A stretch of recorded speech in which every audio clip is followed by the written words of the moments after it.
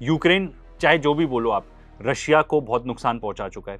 उनकी रिफाइनरीज को हिट करके, उनकी एनर्जी फैसिलिटीज को, जहां पे क्रूड ऑयल बेसिकली प्रोसेस होता है, उनको हिट करके। इनफैक्ट अब तो जो कजाकिस्तान से डाइवर्ट करना पड़ रहा है क्रूड ऑयल टू चाइना, क्योंकि रशिया नहीं एक्सपोर्ट कर पा रहा उतना। एंड अब तो वन कोड आर्ग्यू कि रशियन जेट्स के लिए एकदम फ्री फॉर ऑल है, वो लोग जाके आराम से यूक्रेन के एयर स्पेस को पेनिट्रेट कर सकते हैं एंड जो भी लॉजिस्टिक हब जिसको भी वो टारगेट करना चाहते हैं कर सकते हैं। यूक्रेन एज अ कंट्री अगर आप बात करो तो एक्सपर्ट्स बताते हैं कि एक ड्रोन फोर्स बनकर रह गया है। तो ये आपको ये बताता है कि ड्रोन्स कितने डेडली हो चुके हैं आज के डेट में। तो यूक्रेन का क्या जवाब है?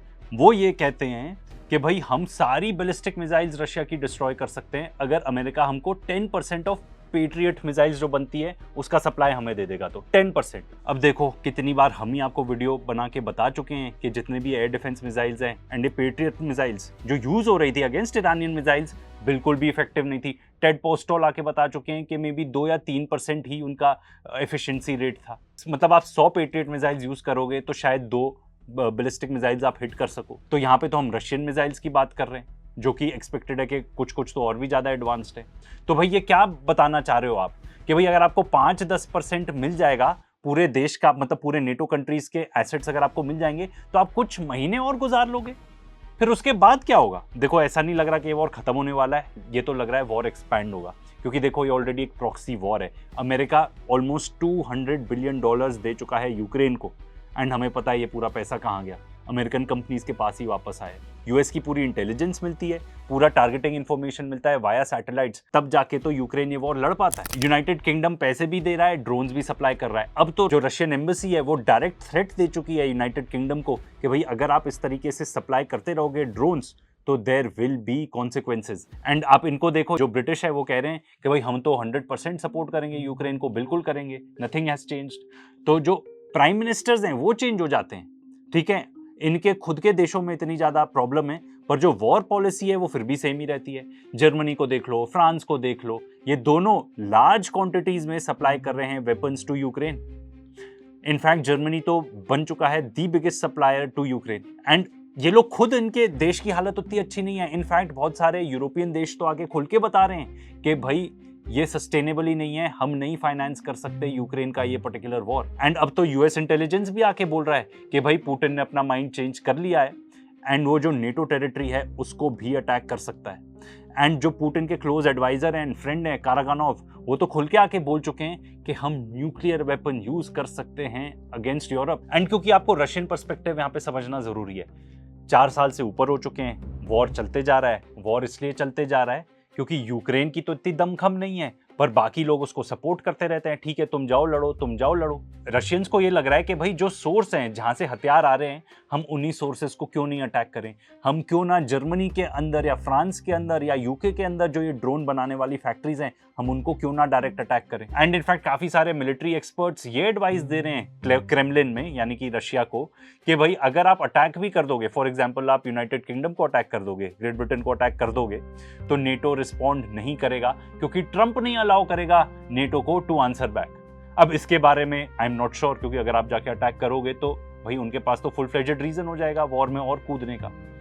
एंड सबसे खतरनाक बात, एंड ये जोसेफ केंट बता रहे हैं ये बात, मतलब डायरेक्टर ऑफ नेशनल इंटेलिजेंस में ये बंदा नंबर 2 था and he quit because he said कि भाई ईरान कोई थ्रेट ही नहीं था to the United States of America.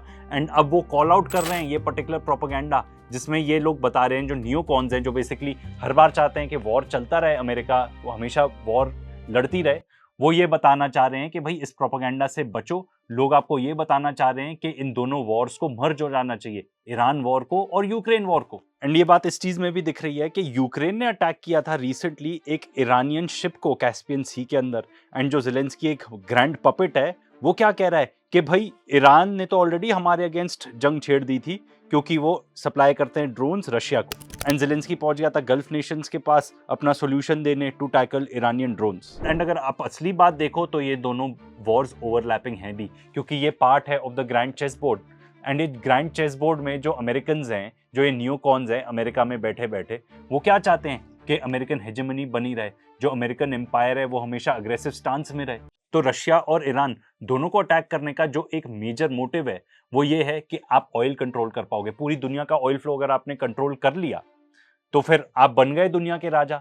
And खास तौर पे अगर आप ईरान को pro United States of America कर लेते हो, जैसे कि वो पहले था, तो नॉर्थ साउथ पूरा ट्रेड कॉरिडोर भी आप कंट्रोल करोगे। एंड ये बात तो हमने देखी ली है कि ईरान स्टेट ऑफ हॉर्मूज को कंट्रोल कर सकता है। तो अगर आप ईरान को जीत लेते हो, जो ये लोग करना चाह रहे हैं, तो आप वर्ल्ड ट्रेड को कंट्रोल कर सकते हो। इसीलिए बहुत बड़ी वजह है क्यों चाइना, ईरान एंड रशिया ने भी आपस में एक स्ट्रेटेजिक पैक्ट साइन किया हुआ है। एंड ये बात भी क्लियर है कि जो लोग, जो भी है, मैं तो कहता हूं ट्रंप भी नहीं रिस्पॉन्सिबल है, जो भी पीछे बैकग्राउंड में लोग हैं जो ये वॉर चला रहे हैं, दीज वॉर्स, चाहे वो रशिया यूक्रेन वॉर हो, चाहे यूएस ईरान वॉर हो, they are being waged by the same people. Same ही लोग हैं जो वो वॉर भी चला रहे हैं, ये वॉर भी चला रहे हैं। एंड वो बिल्कुल भी नहीं चाह रहे कि ये वॉर्स खत्म हो जाए। अगर आप डिप्लोमेसी की बात करो तो हम जानते हैं कि भाई ईरान के साथ डिप्लोमेसी में क्या हुआ, इन्होंने धोखा दे दिया, अग्रीमेंट कर ली, एमओयू तय कर लिया, बट उसके बाद फिर मुकर गए उस चीज से कि नहीं, ये नहीं था, ऐसा नहीं था। अगर आप रशिया के साथ बात करो तो ट्रंप और व्लादिमीर पुतिन की मीटिंग हुई थी अलास्का में, उसके बाद कुछ भी नहीं हुआ। तो अगर ये वॉर स्पिल ओवर हो जाता है टू यूरोप, जिसके काफी चांसेस अभी लग रहे हैं, तो भाई then we can be rest assured कि वर्ल्ड वॉर 3 चालू ही चालू है, इफ नॉट ऑलरेडी। क्योंकि अगर आप देखो, वर्ल्ड वॉर 2 जब चालू हुआ था तब जर्मनी ने पोलैंड को इन्वेड किया था।